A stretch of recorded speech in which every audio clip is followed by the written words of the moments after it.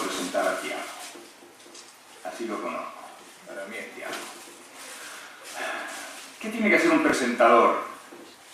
Un presentador puede ocuparse de la personalidad y la obra del presentado, o puede ocuparse de la temática de la que va a abordar.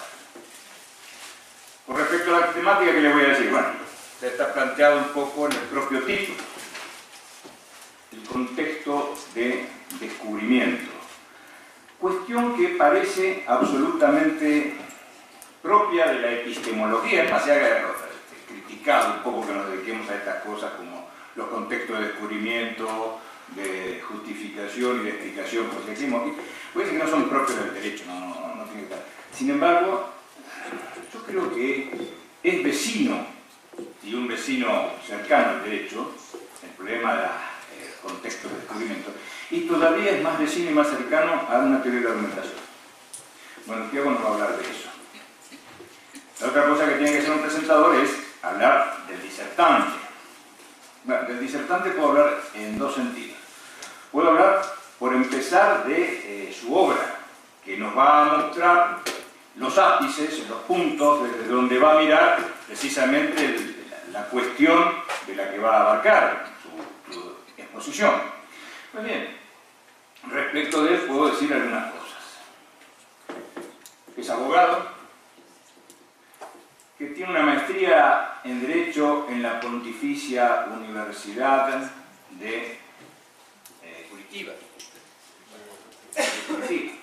que tiene un doctorado en Derecho en la Universidad Federal de Curitiba, que tiene un postdoctorado en la Pontificia Universidad, así que hay que decirle postdoctor, no doctor solamente. Y además tiene otro postdoctorado, no importa acá el orden cronológico que lo estoy dando, tiene otro postdoctorado en la Universidad de León, dirigido con lo cual tenemos que decirle postdoctor, doctor. Además es docente en la Pontificia Universidad misma, en la Escuela de Magistratura de Paraná, de Curitiba. Y tiene además escritos unas cuantas obras, algunas de las cuales me interesan particularmente y en las que me han permitido en algún caso participar. Lagunas Jurídicas y Derecho, que es propia de él, los temas de argumentación jurídica, Poder Judicial de Argumentación, el deber de fundamentación en el nuevo Código de Procedimientos. Entonces sería presentar a Tiago como mostrando cuáles son los títulos que tiene, todos ellos sin duda merecidos, y las obras en las que ha expuesto sus ideas. Sin embargo, yo quisiera presentarlo de otro ángulo, no solo como amigo, que en realidad yo me honro con que él me considera su amigo, pero no solo como amigo, sino como otra cosa. Tiago es juez. No, a ver, no es juez Salmón de la Biblia, no es el juez Hércules de Working, no es alguno de los jueces Júpiter, Hércules, Hermes, que hablaba François Host. No, es juez concreto, no es un juez entelequia, es un señor que tiene que resolver los problemas, que tiene que resolver los problemas de su juzgado, mientras que en algún sector de su cabeza también tiene algunos otros problemas que son caseros, que son de necesidades a veces económicas, porque los jueces... los jueces son millonarios siempre, se me había olvidado esa parte. Bueno, es un juez que es un hombre, que tiene que ser juez. Y entonces, estos problemas que se le presentan no son problemas teóricos, son problemas concretos, con los que se tiene que enfrentar y a los cuales tiene que resolver. En ese sentido, planteándolo de esta manera, mostrándolo de esta manera, quiero dejar con ustedes a Tiago Gagliano Pinto Alberto, para nosotros solamente Tiago. Muy bien. Buenos días a todos y a todas. Le agradezco a Guillermo, pero para mí, la muy amable presentación que creo que es mucho más debida por la amistad que tenemos nosotros y por la copa de vino también que ya le pagué. Estas cosas. Sí. Bueno, le agradezco también a mis queridos amigos Amos y Toño la oportunidad no solamente de hablar aquí, pero sino también de participar de la organización de este evento que ya se demuestra ser un evento, bueno, ya es el segundo año.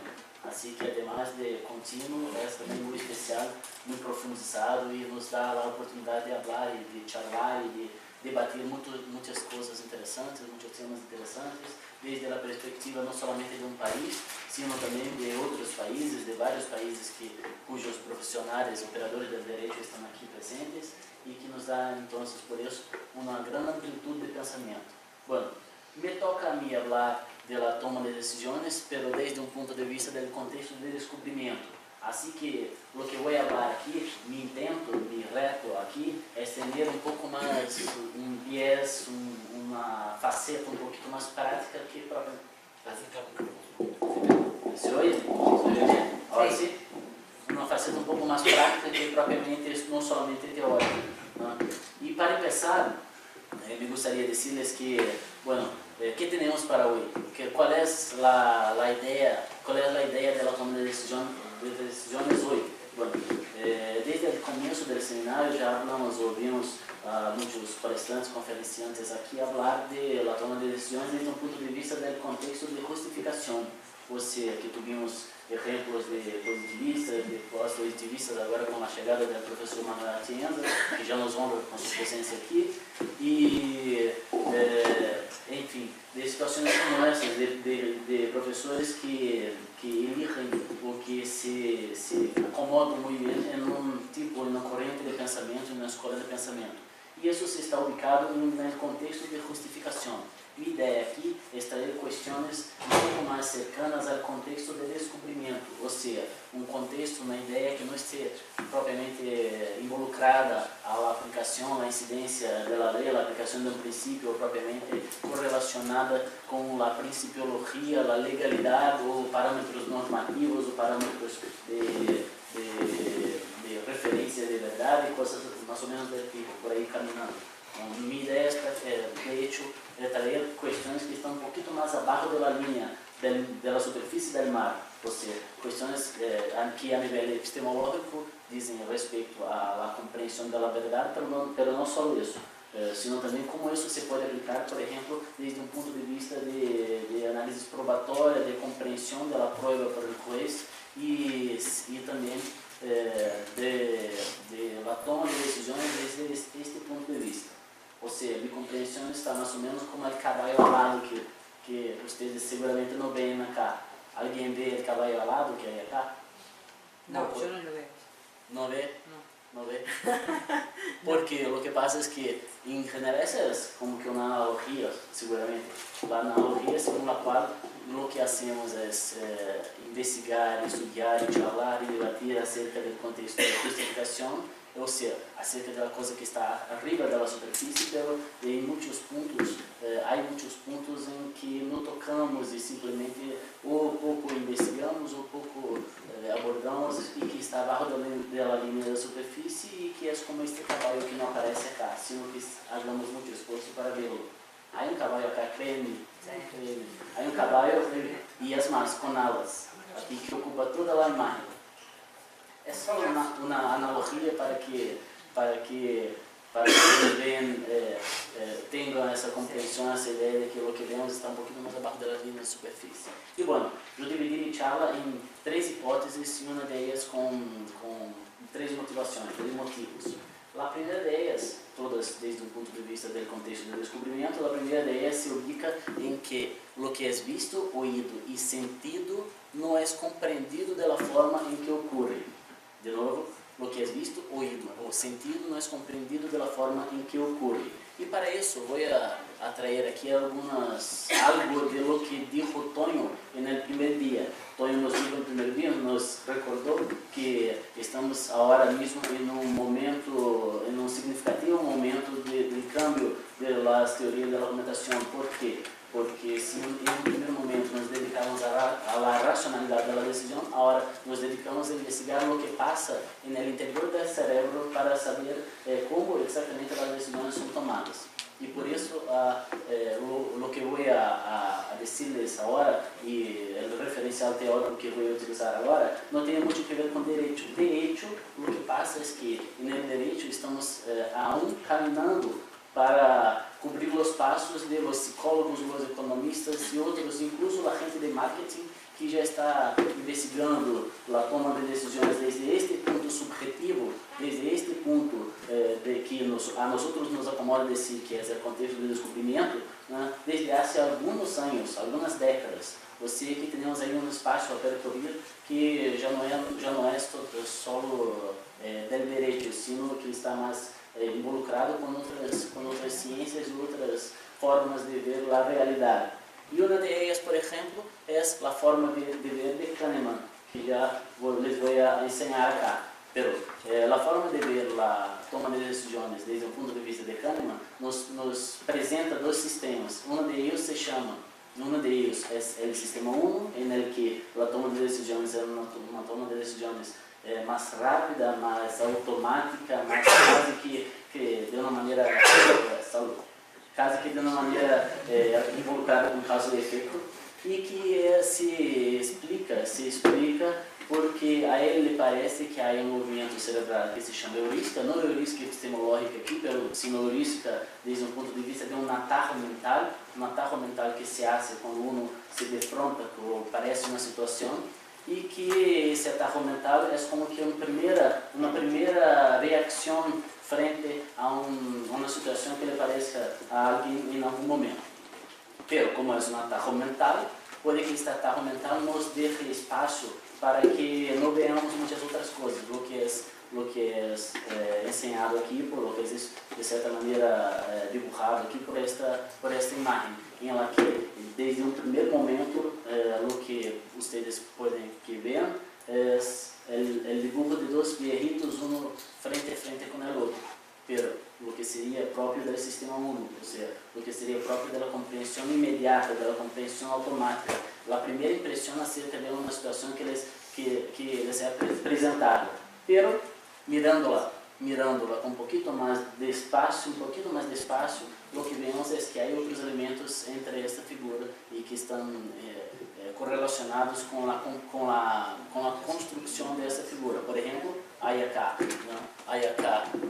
uma lâmpada, há acá homem com uma guitarra, um sombreiro, há acá uma pessoa do outro lado, e entre outras coisas também.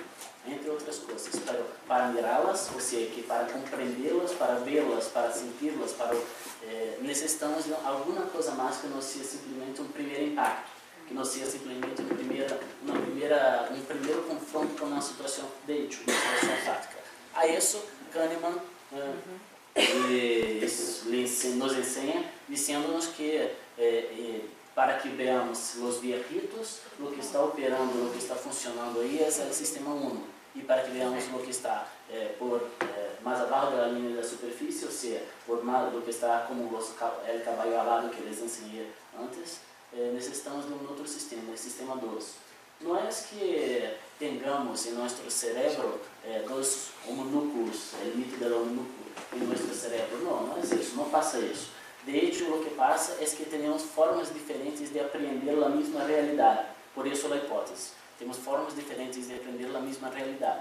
E essas formas de aprender e apreender da realidade, essas formas estão involucradas na maneira com a que temos acesso a essa realidade, na maneira com a que simplesmente podemos manejá-la.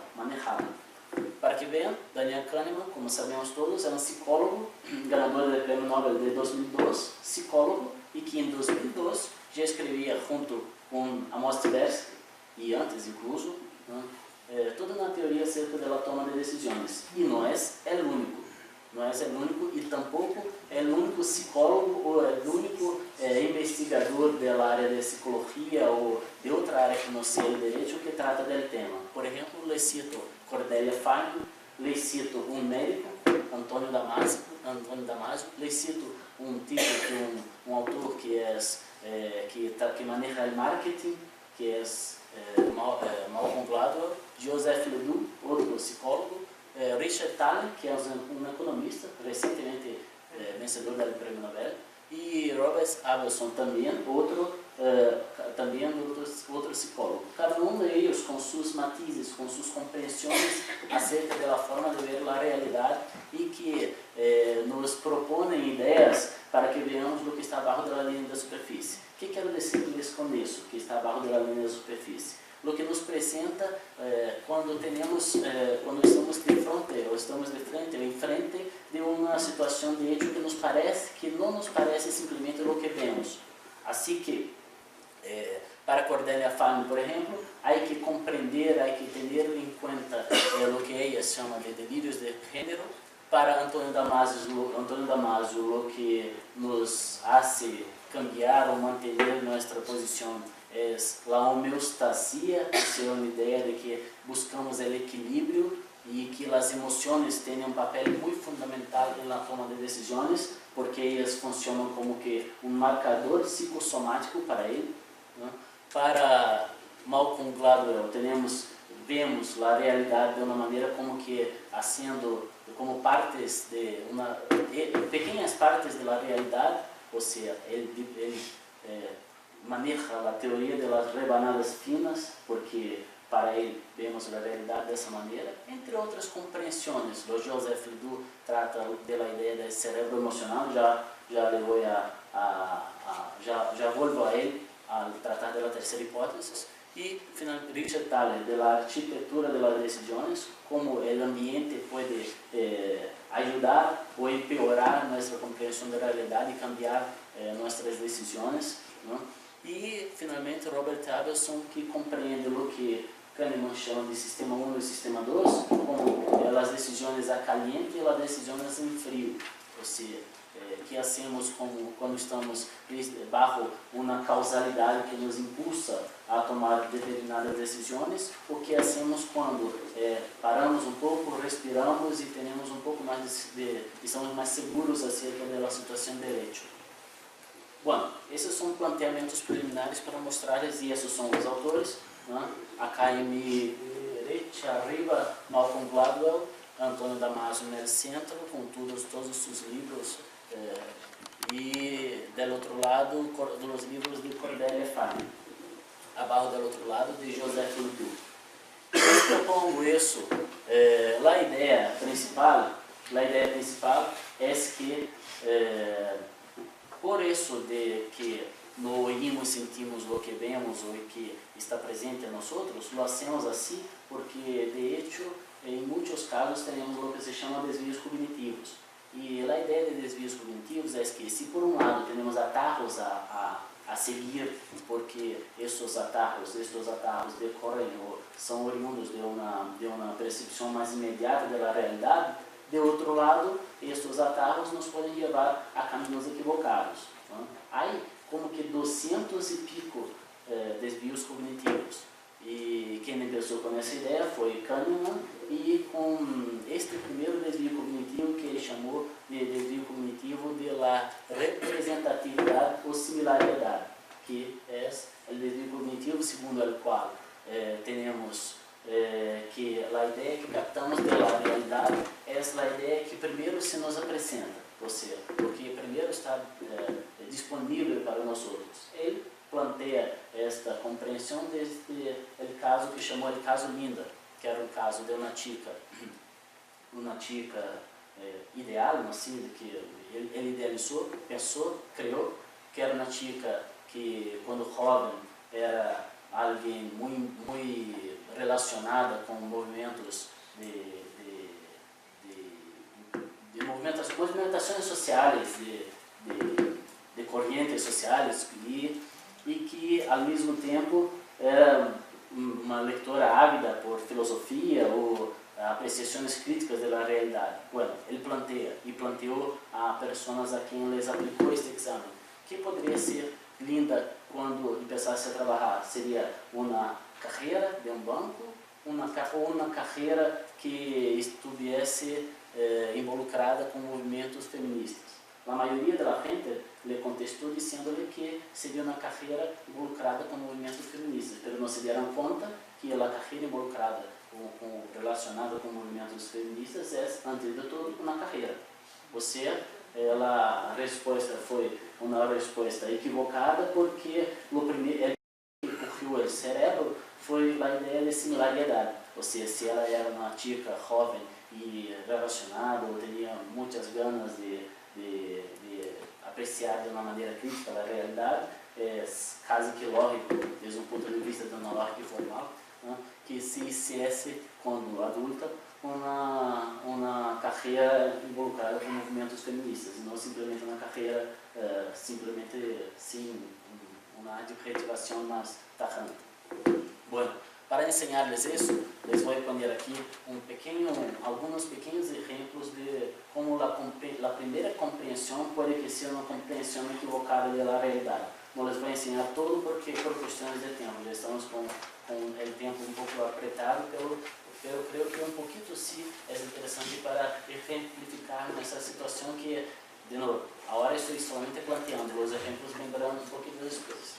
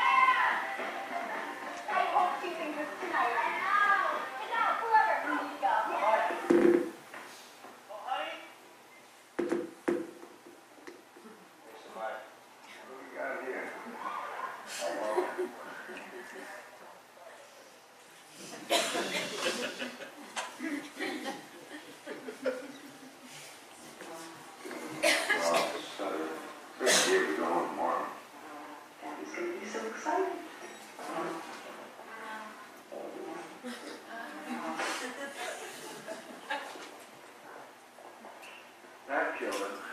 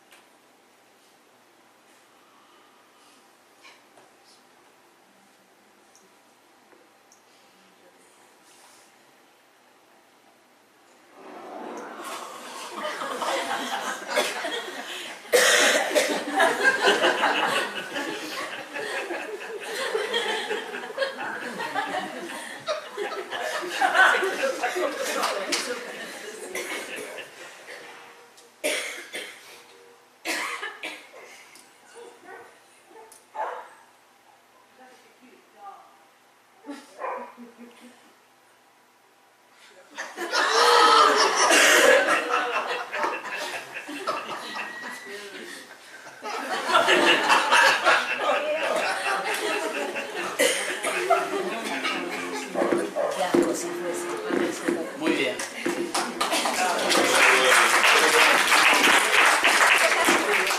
Hablando en serio entonces, ¿por qué eso pasa?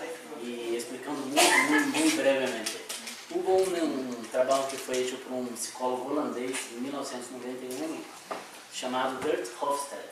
Y es muy interesante este trabajo porque Gert Hofstede, aunque no tenga desarrollado la idea de desvíos cognitivos y tampoco la idea de heurísticas desde un punto de vista de Kahneman, no desde un punto de vista epistemológico, pero la idea de desvíos cognitivos, Gert Hofstede tuvo el mérito de elencar en de poner en 5 categorías la comprensión equivocada de la realidad que podría pasar a nosotros. Y es interesante.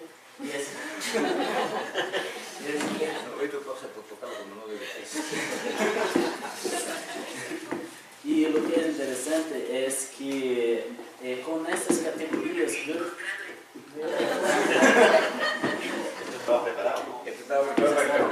para que no comprendan que Guille está viendo videos que no debe ver a esta hora.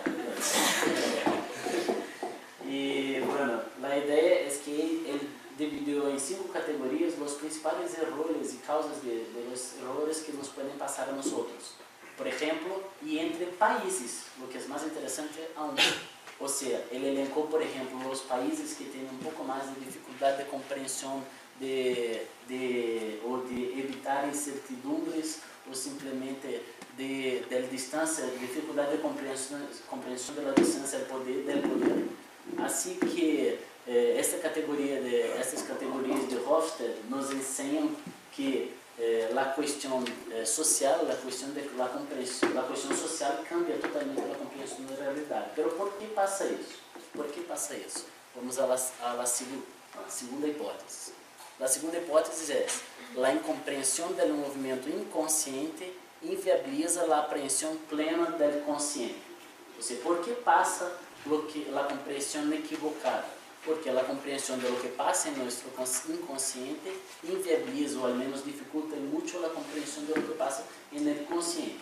Bueno, para enseñarles e haciéndolo de uma maneira muito reduzida, porque não vou a explicar as teorias epistemológicas que têm que ver com a compreensão da realidade, senão teria que disponer de um pouco mais de tempo, o que não temos hasta agora. Assim que las vou a resumir em dois, praticamente assumindo o risco de cometer com isso ou bem falácias ou deixar algumas aqui para não ensinar-lhes todas as teorias que têm que ver com a compreensão epistemológica da realidade.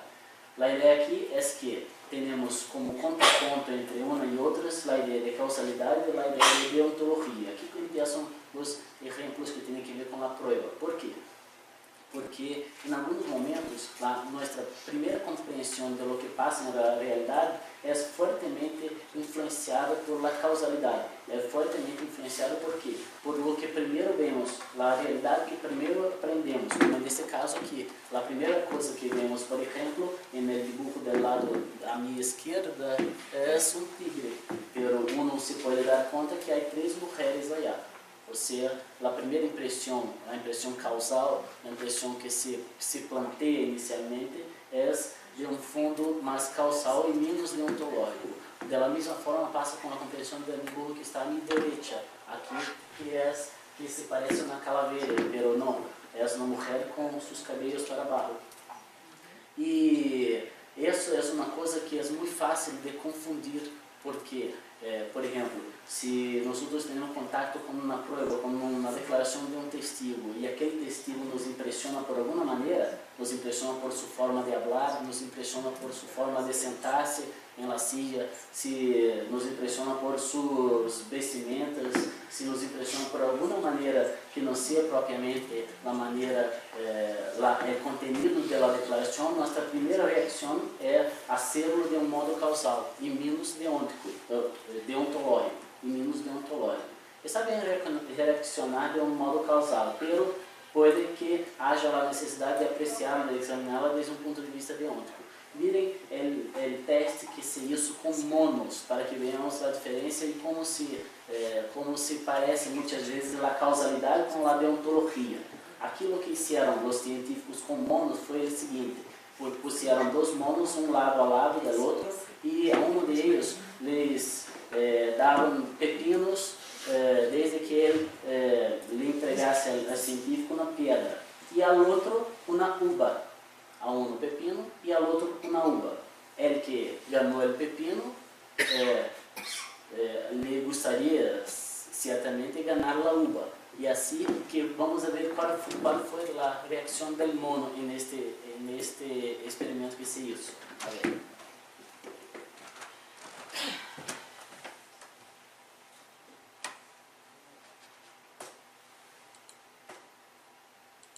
The cucumber is if you give the partner grapes, the food preferences of my Capuchin monkeys correspond exactly with the prices in the supermarket. And so if you give them grapes as a far better food, then you create inequity between them. So that's the experiment we did. Recently we videotaped it with new monkeys who never done the task, thinking that maybe they would have a stronger reaction, and that turned out to be right. The one on the left is the monkey who gets cucumber. The one on the right is the one who gets grapes. The one who gets cucumber notes that the first piece of cucumber is perfectly fine. The first piece he eats. Then she sees the other one getting grape, and you will see what happens. So she gives a rock to us, that's the task. And we give her a piece of cucumber and she eats it. The other one needs to give a rock to us. And that's what she does. And she gets a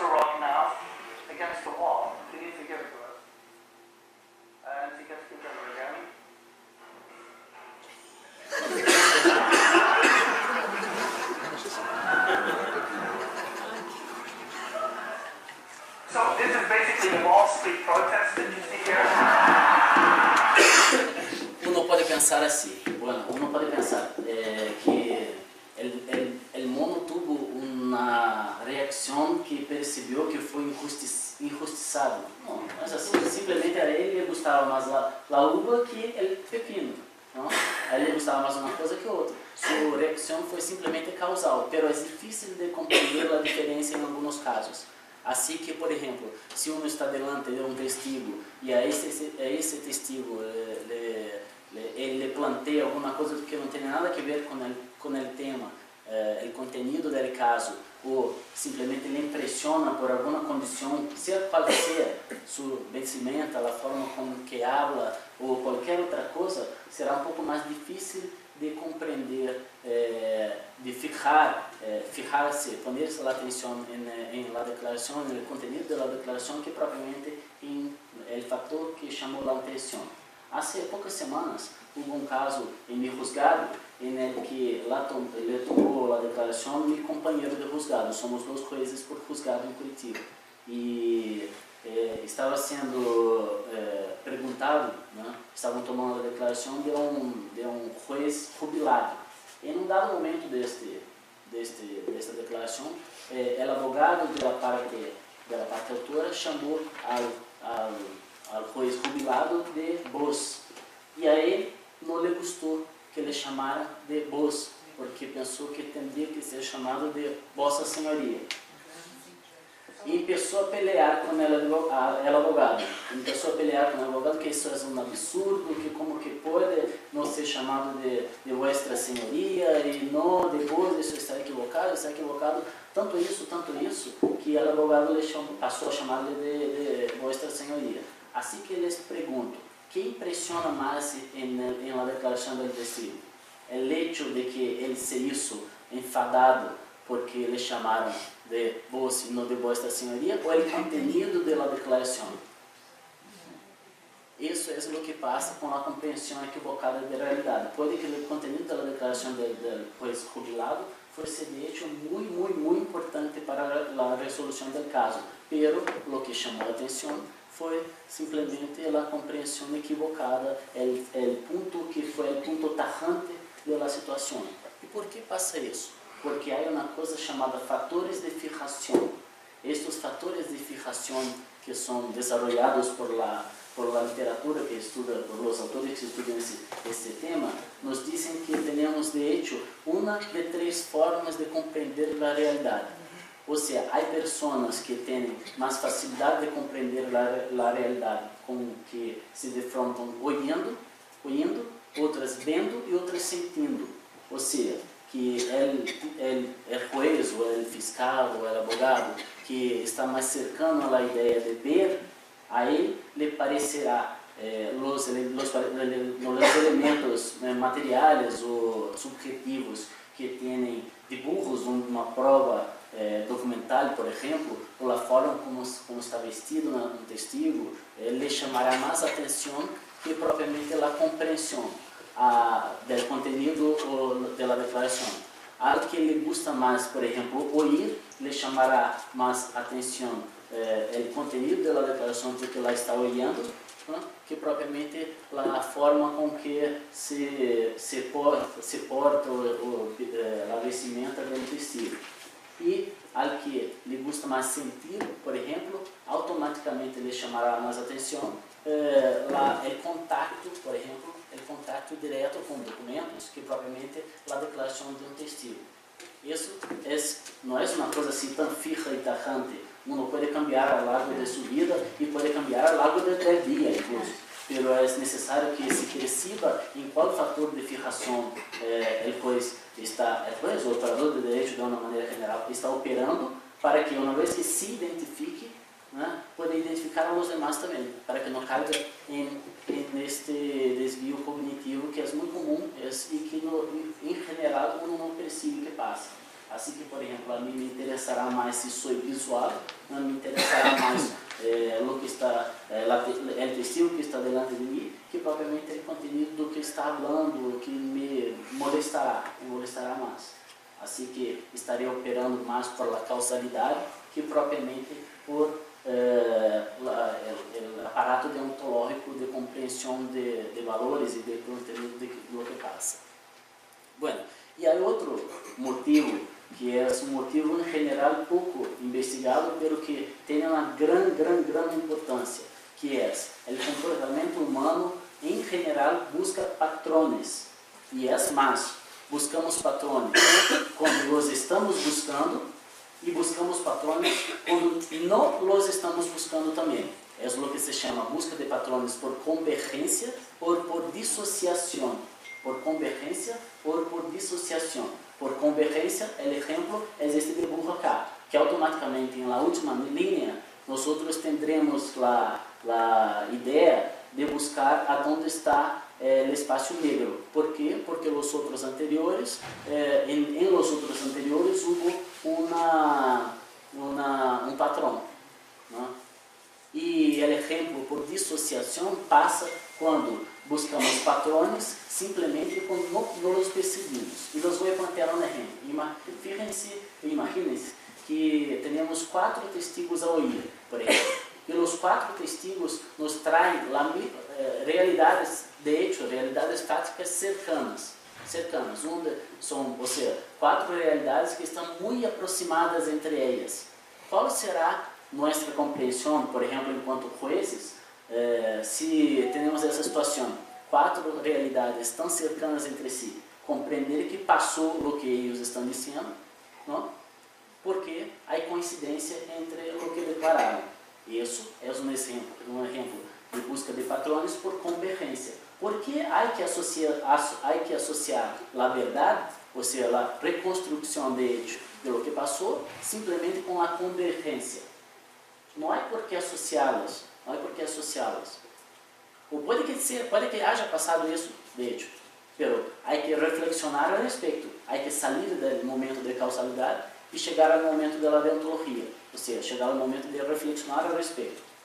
E o contrário passa também. Imagine-se, por exemplo, que os 4 testigos disseram coisas que não têm nada a ver uma com a outra.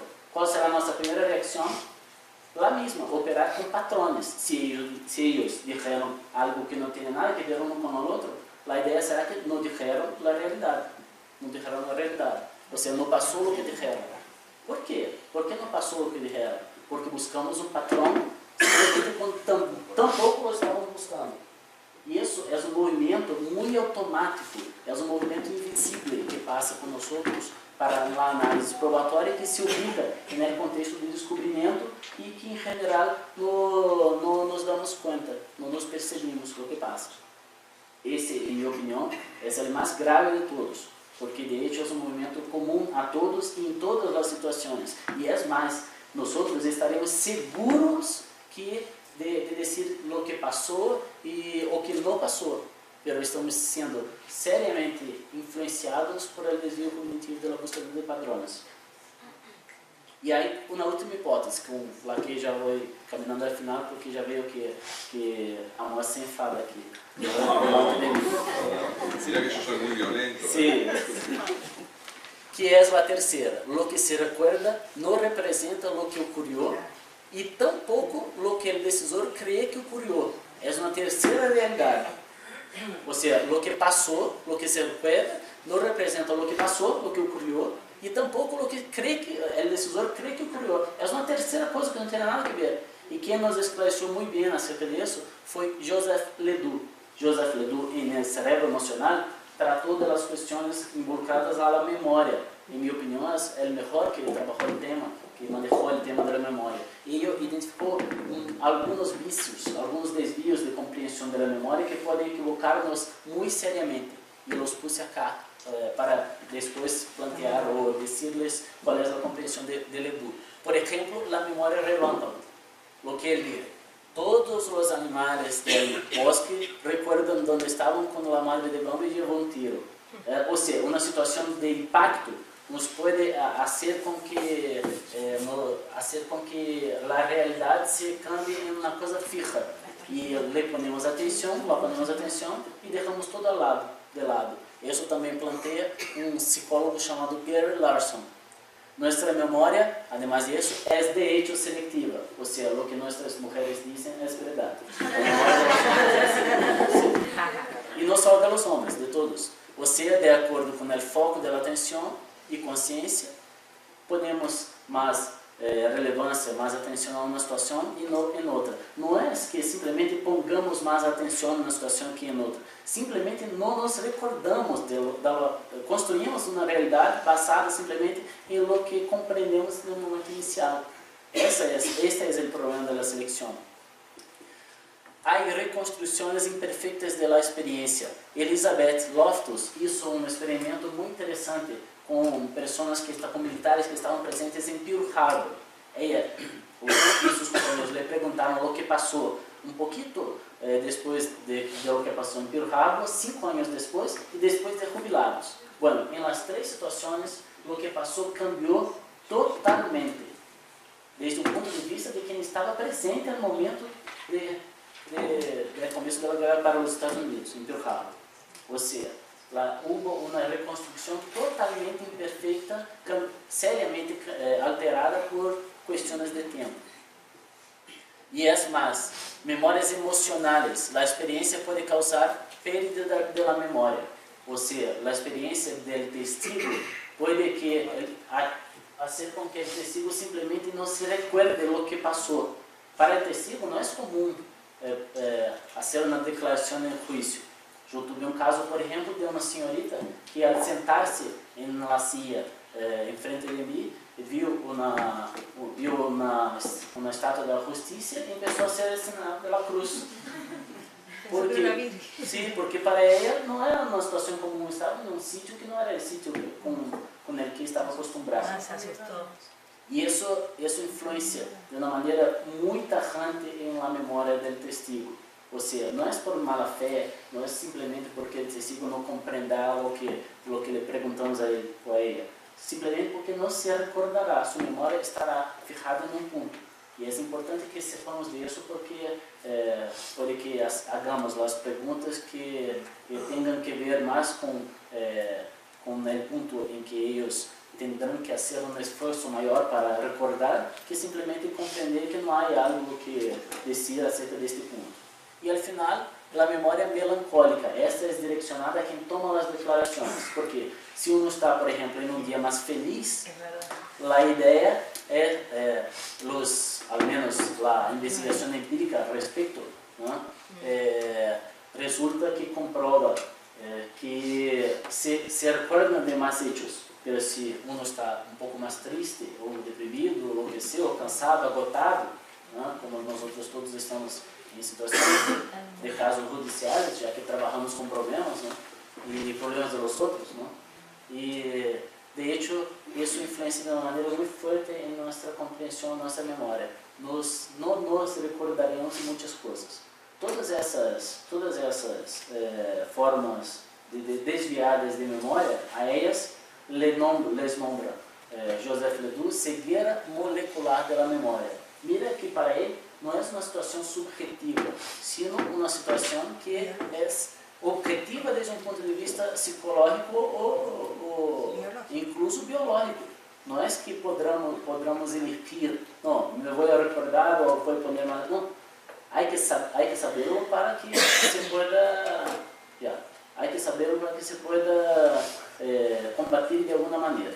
Bueno, con las 3 hipótesis, doy aquí por encerrado mi charla y le doy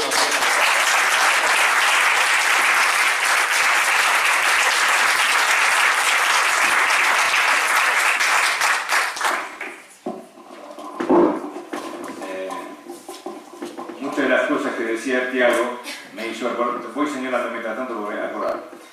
Muchas de las cosas que decía Tiago me hizo acordar que fui testigo de un diálogo entre 2 jueces que habían estado en una misma audiencia. Uno de los jueces decía, ¿viste lo que dijo el testigo? Y el otro de los jueces decía, ¿viste cómo se comportaba la gente alrededor? ¿Cuál de estos jueces es varón y cuál de estas jueces es mujer? La visión diferente que tiene, y esto no es una cuestión de género, es un hecho y se acabó. Bueno, Jordi por allí quiere hacer uso de la palabra. Los demás me van levantando la mano y los trato de ubicar. Estás todos por por allá. Las mujeres. Sí, muy rápidamente. Pero se oye. No, no se No, escucha. hay que prenderse. Y si no, Hola. Pablo. Ahora sí, ahora sí. Ahora lo prendimos. Bueno, muy rápidamente. Me ha gustado mucho tu ponencia, Tiago. Creo que tiene cierta importancia que empecemos a extraer consecuencias de todas estas cosas que podemos aprender de otras disciplinas a los efectos de mejorar nuestros diseños institucionales en el proceso. Te planteo dos cuestiones para saber qué piensas al respecto. Primero, juicios rápidos. Juicios rápidos. Planteados en muchísimos países como un modo de atender y efectivamente de un modo más veloz la solución a ciertos casos no muy complejos. Normalmente, si estamos en procesos penales, delitos de no mucha importancia, pero que evidentemente suponen que siguen el modelo norteamericano del day in court, ¿no? Audiencia que se produce en el mismo día y sentencia que se dicta al momento. Pensar rápido o pensar despacio. Queremos un juez que decide al momento, o un juez que decide un tiempo después. Queremos una sentencia reflexionada o una sentencia influenciada por todos estos sesgos que se producen de una forma más inmediata. ¿Qué tipo de razonamiento buscamos? No es solo una cuestión de impacto en el tipo de decisión en función de cuánto dura el proceso o cosas por este tipo. Tiene un impacto, nos muestran los científicos cognitivos, tiene un impacto en el modo en que razonamos, por tanto en el modo en que sentenciamos. Exacto. Eso me parece que debería ser tenido en cuenta. En otros casos, la segunda opción, digamos una variante de la primera, ya no necesariamente para juicios rápidos, pero en muchas legislaciones, procesal penales especialmente, y algunas de ellas relativamente recientes en Latinoamérica, se ha impuesto la idea de que la sentencia debe pronunciarse, o al menos el sentido de la sentencia debe pronunciarse de forma inmediata, terminada la sentencia, por el juez. Después ya motivará y ya escribirá, pero de momento debe decidir y anunciar el sentido de la sentencia. Claro, otra vez, decisión tomada sobre la base del pensar rápido y decisión tomada mucho más apegada a los sesgos inmediatos. Si esto es así, si tengo razón en que esos dos ejemplos son dos malos ejemplos, entonces quisiera, o mejor dicho, quisiera saber si tú piensas que tengo razón y si estas cosas que aprendemos de lo que nos has presentado aconsejarían directamente reformar estos diseños institucionales de nuestros procedimientos. ¿Y la otra? ¿Eran dos? No, eran dos. La idea de juicio rápido y la idea de sentencia inmediata, que en realidad son dos variantes, a veces combinadas y a veces no. Le contesta primero a Jordi y luego te generan las preguntas como para ver si las podemos armar todas en una única. No. Primero Jordi le contesta. Malcolm Gladwell nos pone um exemplo muito interessante em seu livro Blink, Decidir em um Segundo, que é ser o seguinte: uma equipe de bombeiros foi chamada a atender uma ocorrência e entrou na casa e ao entrar perceberam que não havia fogo, sino solamente humo, mucho humo, pero nada de fuego. E em um dado momento, o capitão de los bomberos dijo a los demás: oigan, inmediatamente salgamos de aquí. Y cuando salieron, el suelo se rompió y el fuego estaba por abajo y no era visible. Bueno, todos habían muerto, pero se salvaron por la decisión en un segundo del capitán. Luego le preguntaron al capitán ¿por qué hizo eso? ¿Por qué decidió de esa manera? Y él le contestó al científico diciéndole que su oreja dolió. Y su oreja dolió, sí, y él ya estaba há tanto tiempo en los bomberos que ya había percibido que hay señales biológicos que pueden enseñar a comprender mejor una realidad. Eso es un ejemplo de la decisión rápida que Malcolm Gladwell llama de que lo equivalente al sistema 1 de Kahneman sería un sistema más rápido y, aunque sea más rápido, es más capaz de comprender mucho más detalles que el sistema 2. Él es mucho más vasto, mucho más amplio. Y, según Gladwell, que le contestaría a Jordi diciéndole que el juicio rápido es el mejor, porque es capaz de comprender más cosas, de detallar más, es más amplio para comprender la realidad, sería un juicio más adecuado. Bueno, le contestan de una manera diferente otros autores, entre ellos, por ejemplo, Kahneman, que dice que el sistema 2 es un sistema pensado, es un sistema objeto de reflexión, pero hay que cuidar. ¿Por qué? Lo que pasa es que muchas veces el sistema 1, el sistema que es más rápido, hace una influencia muy fuerte en el sistema 2, de una manera tal que la comprensión que se comprende como reflexionada, de hecho no lo es. De hecho, lo que pasa es que parece reflexionado, objeto de reflexión, pero que está completamente sesgada por la realidad comprendida por el sistema 1. Así que, por ejemplo, a este juez que le toca decidir el caso que les conté, del juez jubilado que le pidió que le llamase de Vuestra Señoría, a él quedará más impresionado por la situación y el sistema 2 será seriamente comprendido, pero hay un detalle. Si él no comprende que hay esas diferencias de sistemas, o sea, que para los autores la única forma de blindarnos a este problema es comprender que existen sesgos y que comprendiéndolos podamos defendernos de esa situación. En mi modo de ver, es el mejor sistema. Yo no estoy de acuerdo con Malcolm Gladwell. Estoy de acuerdo más con la idea de que el sistema 2, la reflexión es mejor, pero hay que, es como que una idea intermediaria, hay que combinarlos. Hay que combinar el sistema de reflexión más inmediata, que de hecho es capaz de ampliar el foco, de ampliar la comprensión de la realidad, pero con la conciencia de que esa realidad puede estar sesgada. Pero para eso hay que conocer todos los 200 y alguna cosa de sesgos y otros que pueden que vengan por ahí con la continuidad de las investigaciones. Marta, sí. No sé si Marta era... Y ahora cada uno le pasa el siguiente. Felicitaciones, me encantó tu exposición. Quería comentar que en el año 2016 40 jueces de San Isidro nos sometimos a un estudio de sesgos con la Universidad de Harvard. Tuvimos que hacer un caso en una computadora en un tiempo limitado y nunca nos dieron los resultados.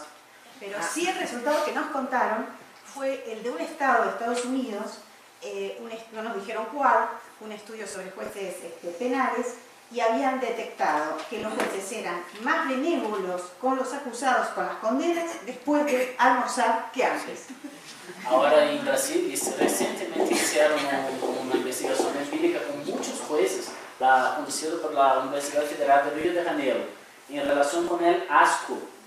Cuanto más asco el juez tiene de la situación concreta, mayor será la condena.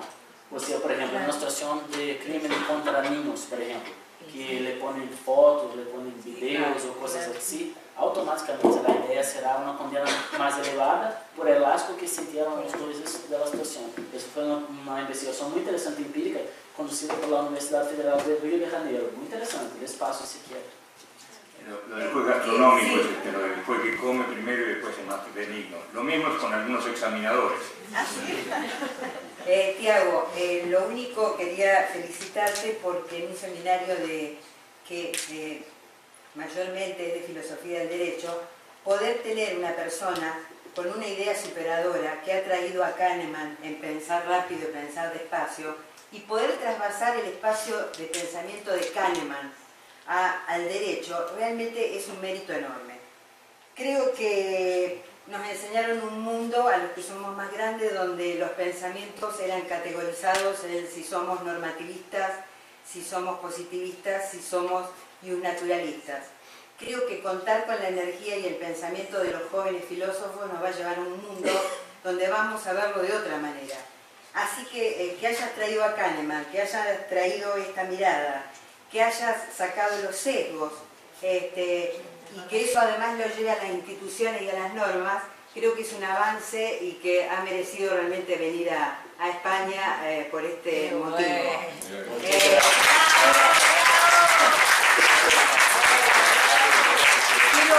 Quiero terminar porque no pude felicitar a Carmen porque su exposición realmente carecía de todo sesgo y realmente ser una mujer que hablaba de la tipificación del feminicidio y desprenderse del sesgo es estar en el mismo camino que Tiago cuando nos dice que al mundo hay que mirar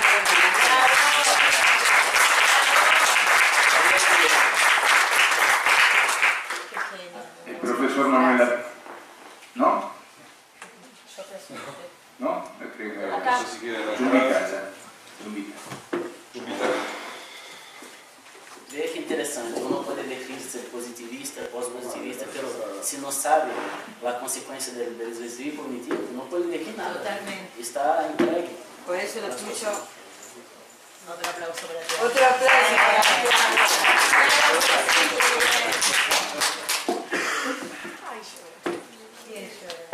Profesor, me sumo a la cadena de felicitaciones, muy clara su exposición.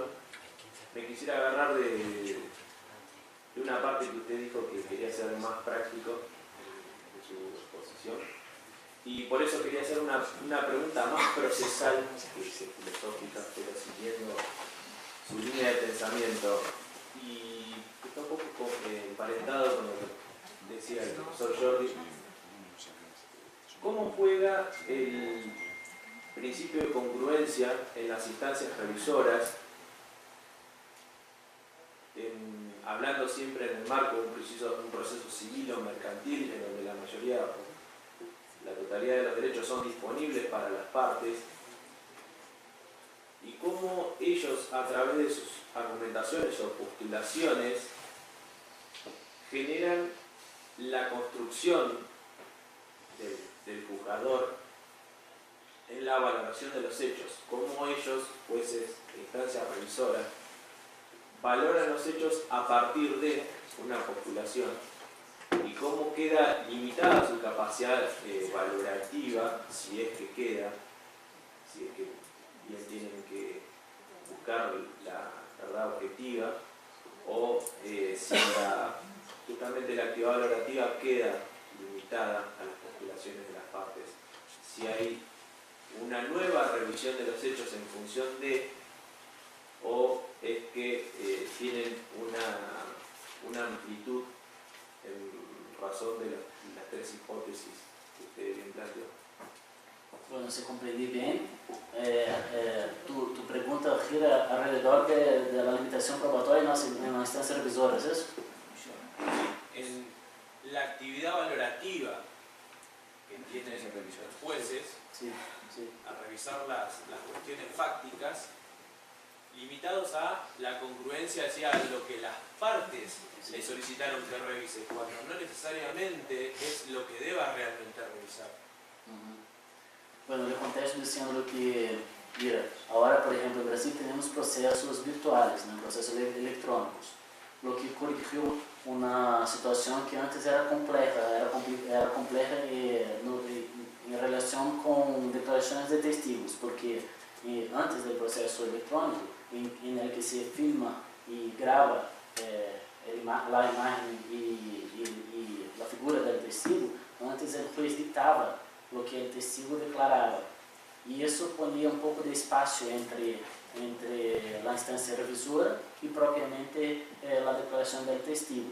O sea que la comprensión de la instancia revisora era sesgada por el sesgo del juez. O sea, habían como que dos desvíos. Un desvío del juez que no comprendió lo que pasó, o comprendió a su modo de ver, con su lectura acerca de los hechos, y un otro modo sesgado de la instancia revisora. Ahora, por ejemplo, que tenemos proceso electrónico, la instancia revisora puede acceder directamente a la declaración del testigo, pero puede que haya que se sienta sesgado también si no conoce esta realidad.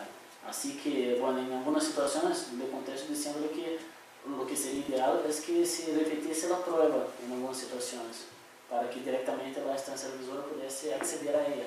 Pero eso no es posible por cuestiones de tiempo y tampoco por cuestiones de administración de casos en juicio. Así que, de hecho, quien tiene contacto directo está un poco más, la comprensión de la realidad está un poco más facilitada.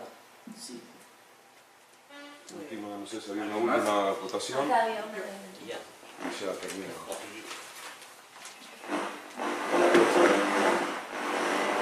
Hola profesor, felicidades por su exposición. Yo tengo un par de preguntas enfocadas principalmente en el tema de los factores de fijación, porque es un tema que me genera distintos problemas. Es el celular, ¿no? Es el celular.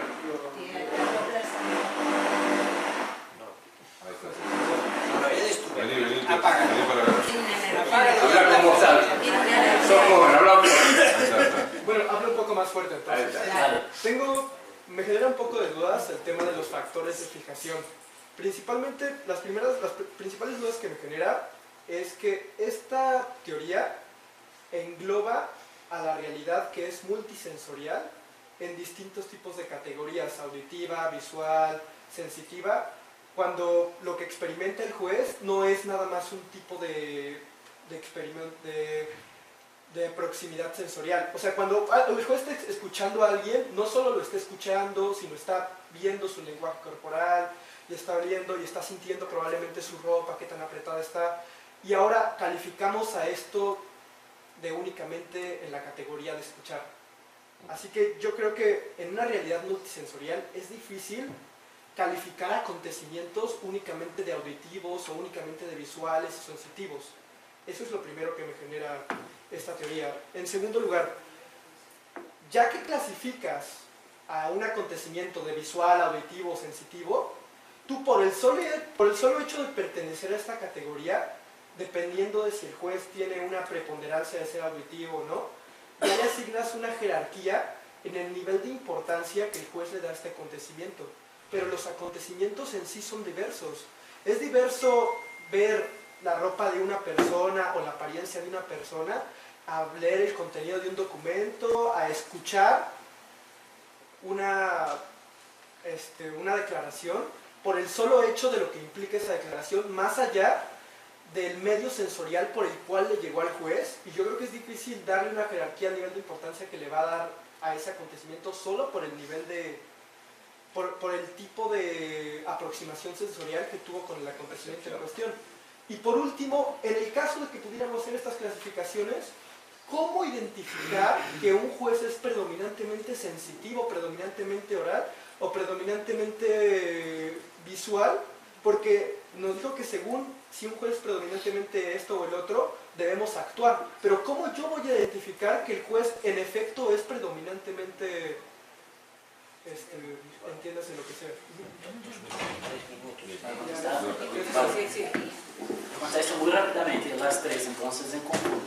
Bueno, en relación con la clasificación, la situación de la clasificación, el nivel de importancia, no lo veo como tú ves. Yo creo que es una información adicional. Es mejor que sepamos que probablemente categoricemos. Y le pongo un ejemplo. En una de las clasificaciones de Hofstede, la distancia del poder, él trató de un tema de un accidente aéreo.